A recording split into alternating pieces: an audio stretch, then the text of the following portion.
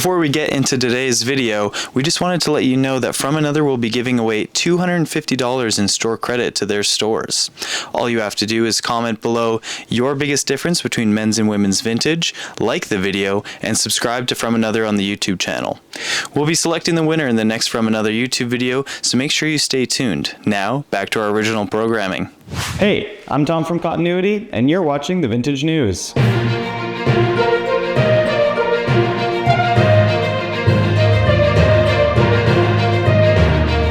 On today's episode, we sat down with Grace Quinn, who is a longtime staple of the Calgary vintage scene. Grace has many accolades, from running her own summer market called Easy Days, being a fashion specialist on the CBC, and also running her own store, which is called AllThings GQ, right here in Calgary. We took the time to speak with her about the biggest differences between men's and women's vintage and how it affects each of our stores. The conversation went many which ways, and for people who are looking to level up their vintage selling, this is a great episode to watch.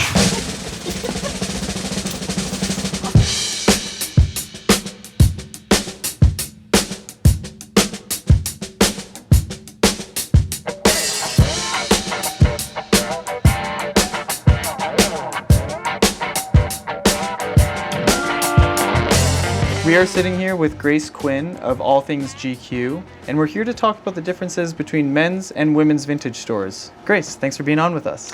Thank you for having me, Tom. How are you? I'm good. How are you doing? I'm doing good, thank you. So if you can just give us an intro to your store, AllThings GQ. My shop is AllThings GQ. It is a specialty curated vintage shop located in Bridgeland here in Calgary, and we offer different types of clothing for pretty much everyone. So it's very much gender neutral, go with the flow, very much timeless pieces, versatility, and we just have something for everyone, which is really fun too. Well, that's great. So we are here to talk about the differences between men's and women's vintage shopping specifically. Mm-hmm. I know you are gender neutral, but it does skew a little more feminine. Of course, if yes. we can go that way. Absolutely. So my first question is, do women's shopping priorities differ from men's when we're talking about vintage specifically?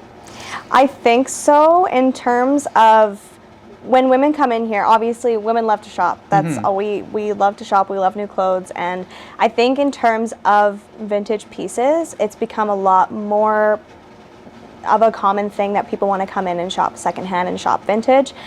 And now, especially more than ever, I think post-COVID, a lot of people are wanting to be a lot more conscious with their wardrobe and buy pieces that are made better, higher quality, something that'll actually be helpful for their wardrobe. And I think that in terms of the authentic vintage side, they have a lot more appreciation for the pieces when they come in, which is really fun too. And some people are really knowledgeable with the vintage brands, and some of them are wanting to know more, and it goes from age range in terms of people around my age, and then we have some people in their 60s that come in and they're super excited to see something that was maybe a nostalgic moment for them, and they come in and see it and they get really excited. So it's kind of all that good stuff. And do brands matter a lot to your female shoppers? Not necessarily. I think it depends on the type of vintage you're looking for. I know with men's vintage, it's a lot more specific. I find in terms of, again, it all comes down to product knowledge, and if people are coming in to do some real authentic shopping in terms of buying t-shirts and buying jackets and even going into the designer stuff, that gets a little bit more down to the bone, if that makes sense. But it's not as specific. I think it's more specific in my mind because of what I'm curating, and just keeping it all the same in the store is kind of my priority too. So would you say it's more about individuality to these shoppers? I think so, definitely. Yeah. I think it's about personal style, and when I find with women too, when they find a specific brand that they really like, they go more towards it too. So for example, if someone comes in and they're like, I'm really looking for a great like leather jacket or leather trench, I'll direct them to Danier, because they had like incredible leather brand that has been around for ages, and a lot of the times people know about it, but it's like that 100% genuine leather, it's made to last, and it's something that they love. And as soon as the customer knows that, then they get really excited that they are able to, if they see Danier, they're like, oh, they know that this is a good brand, and it's kind of like a fixation on it, which is great too. But does that make things more challenging when getting pieces for the store? Not necessarily, because there's so much product. I think because it actually somewhat makes it a little easier for me personally, because when I'm picking and sourcing, I'm looking for specifics. And as soon as I see it, I grab it and go. Or I have a system where I go and I can like see materials and I can see patterns, I can see prints, and I can go right for that item, see what the tag is, see where it's made, and then pick it for the store. But that's the nice thing about this shop too, it's very curated. It's not, the biggest thing I wanted to focus on was when people come in, they're not overwhelmed. It's a very like lax shopping experience. You come in, everything, hangers are separated nicely, everything is kind of brought to you in a way that is at ease, and there's not that anxiety of stress shopping if you're going to the thrift store with that overconsumption of stuff too. And are there any other specific brands you find resonate with your customer base specifically? I think the classic like Levi's, I know a lot of Western wear is really coming back. So again, I really am not super hyper focused on brands specifically. It's more of pieces. So it's specific pieces that I know are that, you know, the linen, the silk, the cashmeres, like the pieces that are really made to be plentiful and long lasting in your wardrobe. That's what I'm more so focused on more and less, and I have the brands in my head, but not everyone really cares. And well, women especially don't really care as much. They're just excited to have like this beautiful silk slip that they get to wear out for dinner with their girlfriends kind of thing. Like that's kind of the vibe. So as being labeled a vintage store, do you find that women shoppers are concerned that it is in fact 20 years or older? I don't think it's as much. I think it depends on the customer. Again, it's all very like, it's very individualized, I believe. I know for me personally, I always try to go, because the fast fashion or like modern brands like Dynamite, H&M, like Zara, those places, I don't source for the shop really ever. The only time I will is if it is an older piece from such store. So like older Forever 21, older Dynamite, like that, because they were around 20 years ago. It was something that would happen. But that's the other thing too. It's very rare that I would source those pieces for the store, and I don't necessarily bring them in because it's not really with the brand that I want to reflect, hence the 20-year mark of having it be in the store too. But right. Yeah. And do you find, so those fast fashion brands that are 20 years or older, Yeah. is the quality different? Is it the style or aesthetic that's different? Totally, the quality is unmatched. Actually, a really good example. It's more considered fast fashion, but Aldo shoes actually, they used to have incredible footwear that was made in Spain, Brazil, Argentina, like made handcrafted and incredible. And the way you can tell is like the Aldo logo was the big like chunky letters. It was like the big Aldo right at the heel of the shoe. And now if you look and go into Aldo, this is no hate to Aldo, but they now manufacture everything in Bangladesh and China, and it's all made of plastic, and it's not actually made to last. So if you buy Aldo from the 90s and early 2000s, there is a huge difference in quality control, and I think that a lot of different companies sold out to different ways of manufacturing their product, and you could definitely tell the difference. Well, there you go, guys. Grace is giving us a bolo, so keep on the lookout. So when you're putting the store together, so the store's been around since September, is that correct? Yeah. And you've been selling vintage for how long? So I started my page, so I guess, yeah, so All Things GQ, my name is like Grace Quinn, so the page actually started as a page for me, as a creative outlet. When I moved to Calgary, I'm from Saskatchewan, so I was really wanting to explore my creative side and just have a space where I could do that and feel comfortable to do that. And I started the page in 2018, and I started reselling in 2019 while I was going to university, because I just needed extra cash, and you know, I was a student, and I loved clothes, I loved thrifting, and my best friend was like, you know what, you should just see what happens, like do some story sales, when story sales were the bomb, and they were so good, and they would hit, like that was my bread and butter, they were the best.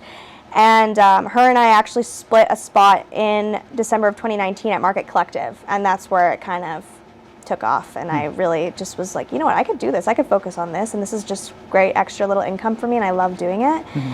And then I graduated in 2021, and then I started pursuing this full time, and it was really, really tough at the beginning, but I had a goal to open my own store, and here we are 3 years later. So. Well, that's awesome. Yeah, thank you. So when putting your store together, is there a specific aesthetic you had in mind for the store? Of course. Oh my goodness. I had a Pinterest board made since 2019. I've always had that idea that I wanted, and I had the privilege of working and being around a lot of other people that really wanted to focus on opening up their own stores as well, and kind of go through their creative process and see how they did things, and I always would back check for myself. I'm like, oh, when I do this, I love how this person did this, but I'm gonna also try it this way too, and like have different avenues. So I really wanted to focus on the color palette was going to be like that gold trim with the emerald green and that 70s kind of orange, burnt orange palette, because I wanted the space to be a white box and I wanted the clothes to be the focal point. So I've always done the color blocking, and I mix everything together because I think it's way more fun that way. And again, it's not overwhelming. When you walk into the store, it's very bright. You see the pieces, you get to touch all the pieces, you get to go through the racks, and you could do it at your own ease and pace, and that's always what I've wanted to, and I want to make sure that it's all very approachable. So I've always wanted to have that very like specialty curated feel, and then have the bits and pops of color that are very warm and welcoming, and also have that bit of nostalgia too, which is fun. And then when it comes to the pieces that are in this gorgeous store, what's the vision for your kind of customer? Oh, my kind of customer. I love people that are very open to trying new things and being very exploratory with their style. I also focus on a lot of versatility and timeless pieces. So I do styling as well. That's something I've always loved doing. And I love having pieces that are made to last, but also very much something that you can wear with everything.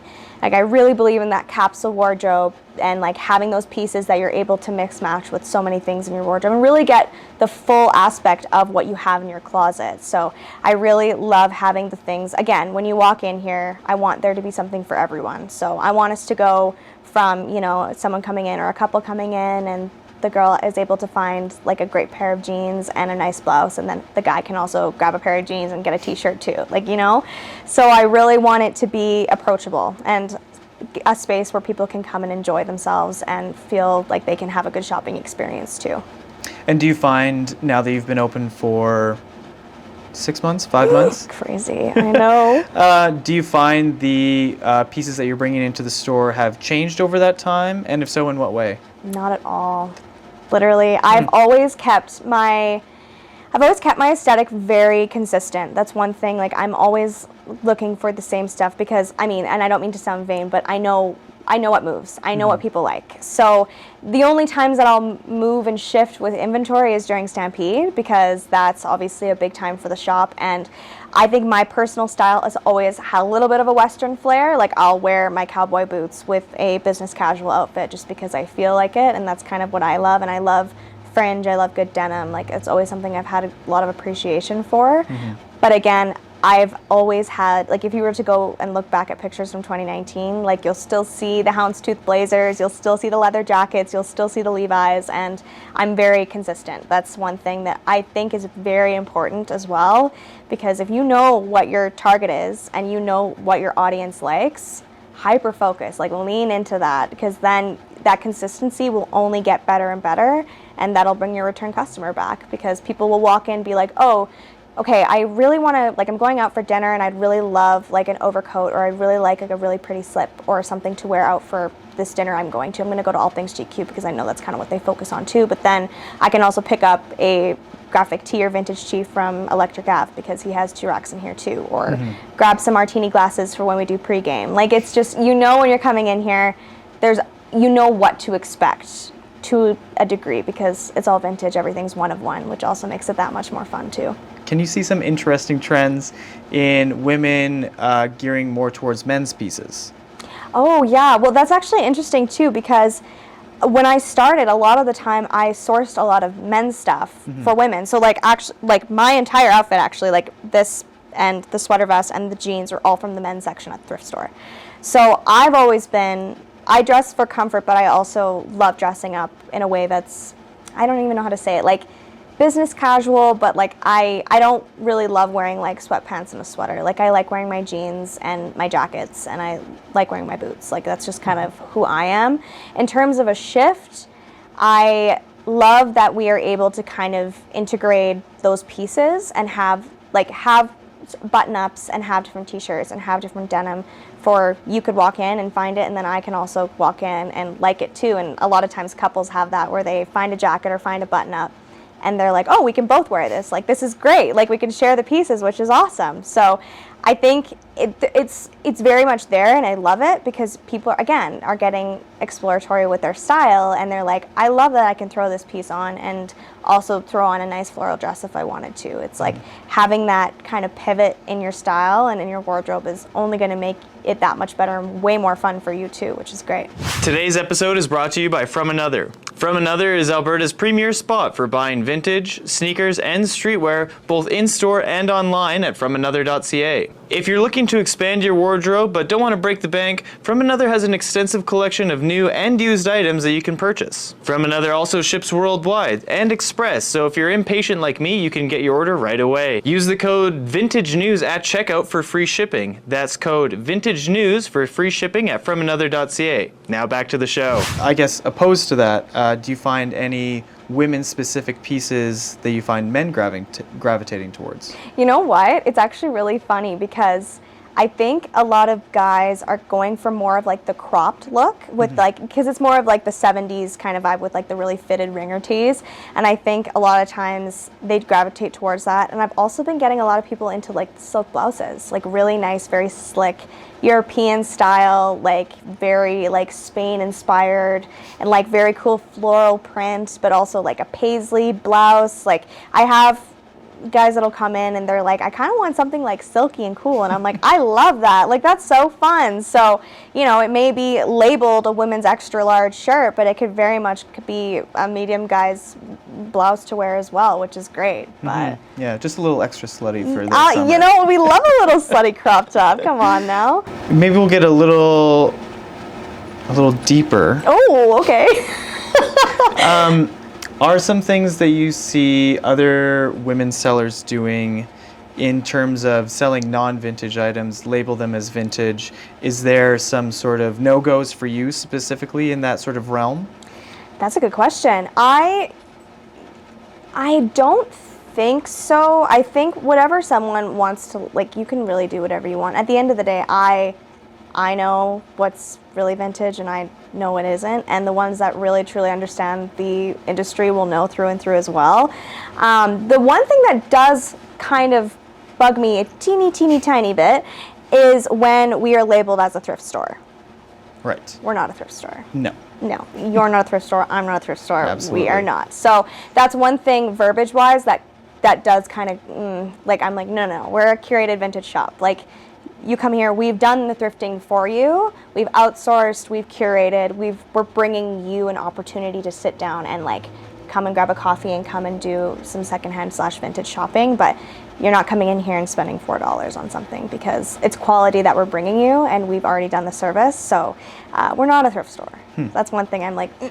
So there's no shade to other vintage sellers that do that? Because if they'll figure it out sooner or later, and if they feel that that's the best. And I also don't think it's right to bring anyone else down. Like if anything, if they're getting very passionate about it and they're like, this is like, you know, like really making a big deal, then I'm happy to be like, hey, I'm not sure if you know this, but this piece actually is definitely a lot more modern. But if you market it that way, be like, this is a modern piece. Like there is sometimes I have a piece that I'm like, oh, that's really cute, and like I would definitely just bring it into the store, but I label it as modern. Like that's very, very rare, dime a dozen that it definitely happens that way. But no, I don't have any shade towards, and I don't think it's right to bring shade to anyone else that wants to do it unless they're being obnoxious and need to be told a little bit. But so moving on to trends now, what is your hot ticket item for women's vintage this spring? I think that the oversized jacket is not going to be as hot, and I think the more Y2K fitted little bitchy jacket's coming back. Can you describe what a little bitchy jacket is? A little bitchy jacket, think of like Victoria Beckham or Paris Hilton, like the little tiny, like with the tiny zipper or like the tiny little buttons, like no shoulder pads, very fitted, and just giving that bitchy energy, you know what I mean? Like it could be like a khaki or a denim. I know I had one literally yesterday that actually would have worked really well, but I think the big oversize is still a thing, but I think that people are going to lean more into, for their spring jackets, it's going to be the little jackets, which is going to be fun, I think. Now we get into a bit of a fun question. Okay. From your perspective, what are some common pitfalls you see in men's vintage stores that you think could be improved upon? Ooh, that's a good question.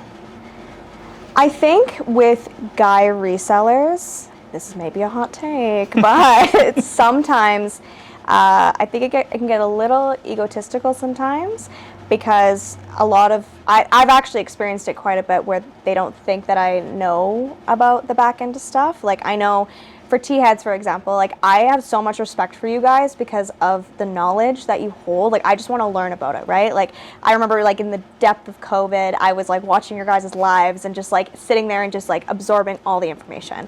So I think that sometimes they should be more open to being welcome to everybody, and just because I'm a girl doesn't mean that I don't know what t-shirt tags are and all this other shit.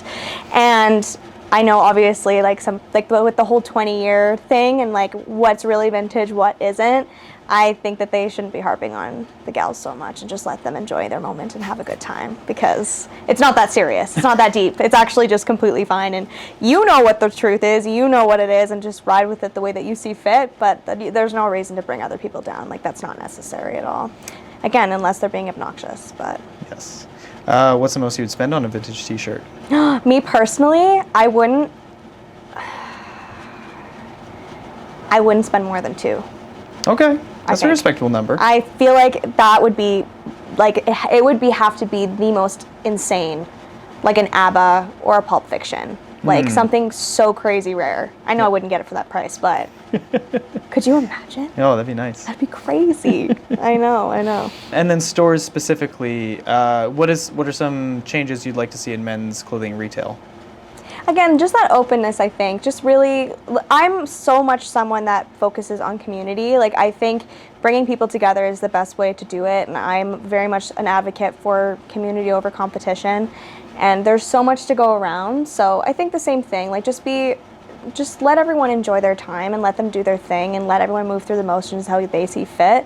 And there's no need to bring other people down. Like, just like enjoy and be open and don't put, restrictions on people's style. Just have a good time with it, which is great.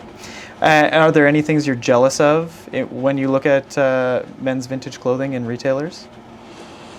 Jealous of?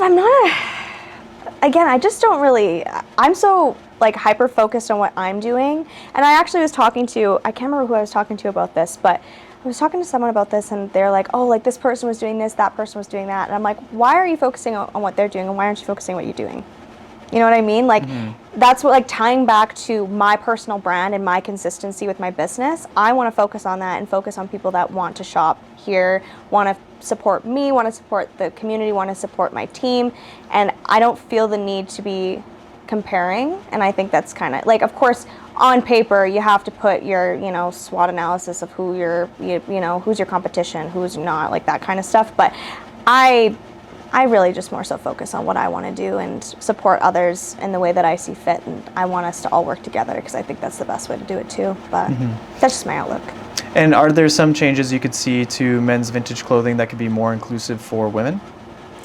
Honestly, I think it's in terms of, like, inclusive, in terms of size inclusivity, I think it's good because everything is pretty much standard sizing. That's the one thing about men's sizing is, damn, you guys have literally the most consistent sizing ever, and women's sizing is dog shit. It's like the most inconsistent thing, and it's so discouraging sometimes. So I think that's really great because I think it's very much something you can go in for a men's large shirt, and 9 times out of 10 it'll be pretty consistent unless you're getting down to the inch measurements, which I know you guys do. But for any girly that just wants a cute shirt or a cute like vintage t-shirt, or they just want something cool where they can support a local shop, the consistency is really, really nice. So I think that's great.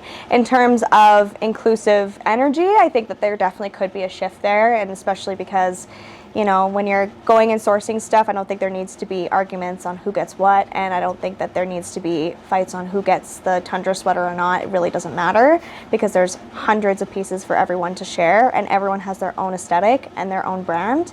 and we should be supporting one another. And if I see something that I know you'll like, or if I see something that I know Kate will like, or Isabel will like, I'll grab it for them, because I'm like, I could keep this for myself, but I know you'll love it more. So there'll be many pieces like it. The void is always being filled. So. And if you had to put together your own men's vintage store, what does the All Things GQ men's store look like? Ooh, we would go for like well, men are very simple, okay? And especially men that want to dress better, you start out very simple and you start with your basics. So a good pair of jeans, some nice trousers, a good button up. We're going for silks, we're going for cottons, we're going for nice leathers. Like, start it at base foundation, work your way up. So again, men are very one-track minded, so stick with what you can give them at foundation, then build your way to find those add-on pieces that are more subtle, accent fun pieces with fun patterns and different things like that. And guy shoppers can be really fun, because the ones that want to up their style are normally like, help me with this, because you know what you're doing and I appreciate and respect the work that you do, so I want to make sure that I'm doing it, and I want to see what you can put together for me. So again, very curated, very specialized, but very intentional. That's another thing that's really important to me too, is everything is intentionally and handpicked in the store for a reason. Of course. And I think that should be displayed on all aspects when you're coming in, if you're shopping, if you're browsing, if you're just coming to say hi, if you saw us on socials. It's all very intentional, which is very important to me too. That actually brings up an interesting question. Do you find that female shoppers know what they want ahead of time, or are they coming in to browse? And does it differ from men in the way that you're saying they just want help? Totally. Are women more closed off to assisting finding something for their wardrobe? No, I definitely, well, again, all very individually based. I think it really depends. If it's a type of girl that's coming in and they are like, oh, I'm not really sure, but they start picking things, trying on things, then that's great. I think it very much depends. A lot of the time, some people will go on the website and be like, oh, I saw this on the website and I wanted to come try it on in person.